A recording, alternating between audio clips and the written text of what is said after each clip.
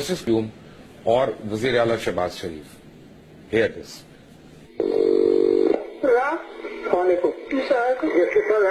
कानून chief minister Punjab बात करेंगे। जैसे साहब जी बोल रहे हो। मजाक से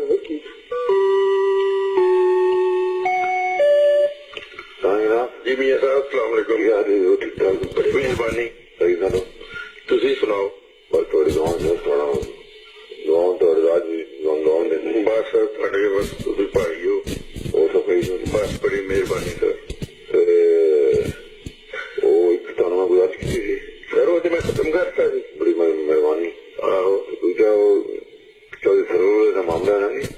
अच्छा वो जरा मैनू उन्होंने क्या जी बड़े भाई साहब की मेहरबानी लगी जरा उनका ध्यान करना चाहिए। किहड़ा 24 फरवरी है मैंने अच्छा वो कारोबार मेरा ਉਹਨੂੰ ਕੀ ਹੋਇਆ ਜੀ? ਉਹ ਤੁਹਾਡੇ ਕੋਈ ਬਣਾ ਕੇ ਸੀ ਤੁਹਾਡੇ ਕੋਲ ਉਹਦਾ ਕੋਈ ਕੀ ਕਹਿੰਦੇ ਨੇ ਉਹਦੀ